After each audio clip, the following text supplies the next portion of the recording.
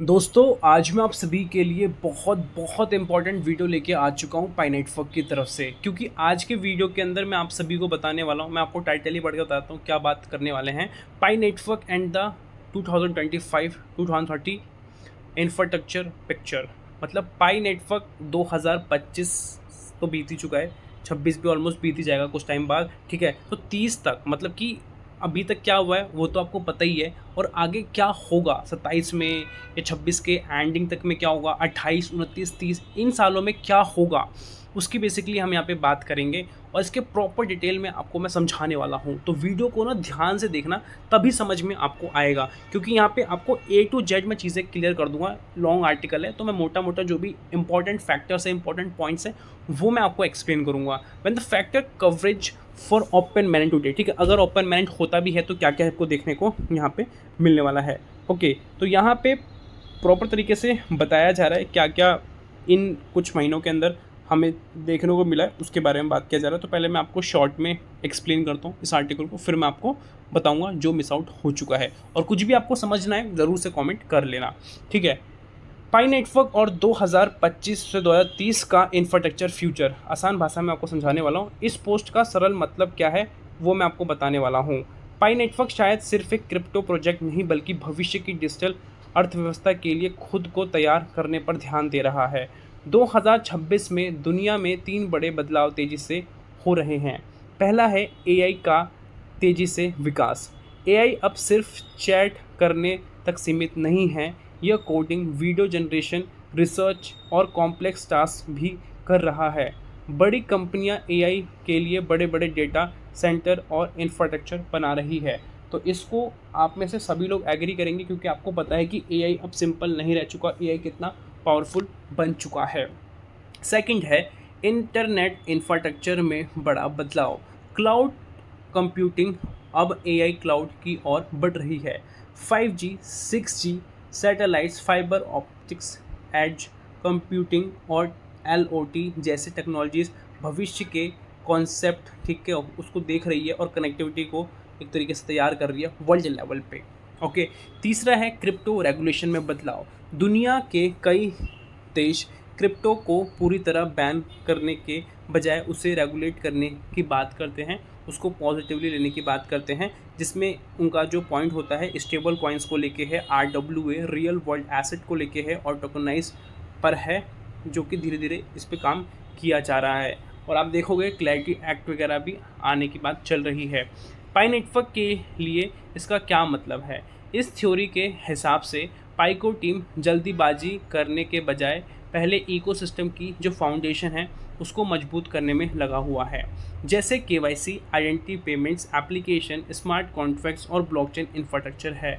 इनका मानना है कि जब AI plus digital infrastructure plus blockchain plus crypto regulation plus RWA एक साथ तेज़ी से आगे बढ़ेंगे तो पाई नेटवर्क के लिए एक बड़ा अवसर बन सकता है। सिंपल भाषा में यह पोस्ट दावा कर रही है कि पाई नेटवर्क की धीमी गति शायद कमजोरी नहीं बल्कि भविष्य की सभी जो समय है, जो सही समय है उसके लिए ये तैयार हो रही है, राइट समय के लिए तैयार हो रही है। क्योंकि अभी जो चीज़ें हैं और आने वाले जो समय की चीज़ें हैं, दोनों में बहुत ज़मीन आसमान का फ़र्क होने वाला है। लेकिन ये एनालिसिस ओपिनियन है, पाइको टीम की आधिकारिक घोषणा नहीं है, ऑफिशियल कन्फर्मेशन नहीं है। ओपन मैनेंट की दिशा, ठीक है, में देखते हैं क्या होता है, और जैसे ही फुल ओपन मैनेंट आएगा उसके बाद सब कुछ हमें चेंज होता हुआ देखने को मिलेगा। एक लाइन में बताया जा रहा है कि पाई नेटवर्क शायद उस भविष्य की तैयारी कर रहा है जहां एआई, ब्लॉकचेन, डिजिटल पेमेंट्स और टोकनाइज्ड एसेट्स एक ही ग्लोबल डिजिटल इकोनॉमी का हिस्सा होंगे। तो यहाँ पे मोटा मोटी आपको समझ में आ गया होगा कि पाइको टीम वालों का क्या पॉइंट ऑफ व्यू है। बट यहाँ पे मैं कुछ चीज़ें आपको और भी क्लियर करना चाहूँगा इसी आर्टिकल के बारे में। मोटा मोटी तो आपको समझ में आ गया, बट अभी तक कुछ चीज़ें और हैं इंपॉर्टेंट, वो मैं आपको बता देता हूँ। तो looking back at the first 7 month of 2026, ठीक है, 2026 के 7 महीने की हम बात करें स्टार्टिंग के, तो यहाँ पे 9 प्रोटोकॉल अपग्रेड्स हमें देखने को मिले हैं, ठीक है। V26 अभी पीक वाला है, और टाइमिंग वगैरह यहाँ पे आपको देखने को मिल जाती है, जो कि 11 अगस्त तक का है। तो बहुत सारे पाइनियर्स एक्टिव हैं इस चीज़ को लेके, और यहाँ पे आप देखो किस तरीके से अपना ये एरा बढ़ाता जा रहा है। तो यहाँ पे पहले पॉइंट के अंदर एआई को बताया जा रहा है किस तरीके से ये एक्सप्लोर हो रहा है। तो एआई के अंदर भी हमें 4 मेन पिलर्स देखने को मिलते हैं। मैसिव इंफ्रास्ट्रक्चर, जिसमें कि एनवीडिया, AMD और जो बड़ी बड़ी टेक कंपनीज़ हैं वो यहाँ पे इंट्रोड्यूस हो रही हैं और अपना जो इन्वेस्टमेंट है वो बढ़ा रही है। उसके बाद स्मार्टर मॉडल्स की यहाँ पे बात की जाती है, जिसमें कि आप देखोगे AI से कितना चीज़ें हो पा रही हैं, वीडियो जनरेशन, कंटेंट क्रिएशन और भी बहुत सारी चीज़ें हो पा रही है। और उसके साथ स्ट्रैटेजिक रेस की बात की जा रही है, जिसके अंदर US, EU, China, Japan, south Korea, ये सारे किस तरीके से ये जो कंट्रोल है उसके स्टैंडर्ड को समझ रहे हैं, पॉलिसीज़ को समझ रहे हैं, क्रिप्टोज़ वगैरह को समझ रहे हैं और स्पेसिफिकली इन टेक्नोलॉजीज़ को समझ रहे हैं। फुल स्केल इंटीग्रेशन का मतलब इसमें ये है, डीपली इंटीग्रेट किया जा रहा है ऑफिस सॉफ्टवेयर के साथ, हेल्थ केयर के साथ, फाइनेंस के साथ और कस्टमर सर्विसेज के साथ, मतलब हर तरीके से जोड़ने की बात की जा रही है। और सेकंड पॉइंट है टोटल ट्रांसफॉर्मेशन ऑफ इंटरनेट। जो इंटरनेट है वो किस तरीके से प्रॉपर ट्रांसफॉर्म हो जाएगा, चेंज हो जाएगा। तो इसके अंदर क्लाउड है, जिसमें कि क्लाउड क्या हो गया, AI क्लाउड हो जाएगा, ठीक है, इस तरीके से बढ़ रहा है।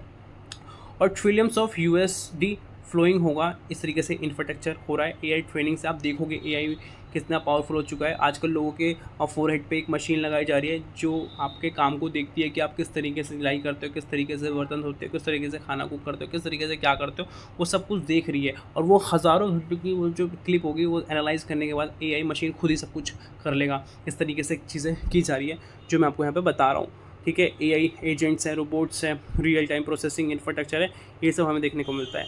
फाइबर ऑप्टिक्स देखने को मिलते हैं और ये सैटेलाइट के बिहाफ पे है, जिसमें कि बड़ी बड़ी कंपनीज़ इस चीज़ को बिल्ड कर रही है, बना रही है, जिसमें कि स्टारलिंक की बात की जा रही है और भी बड़ी बड़ी कंपनीज इस चीज़ को कवर कर रही है और भी अलग अलग यहाँ पे फैक्टर्स हमें देखने को मिल जाते हैं। और 5G और 6G एडवांस्ड नेटवर्क की बात की जाती है, किस तरीके से ये इम्प्रूव हो रहा है।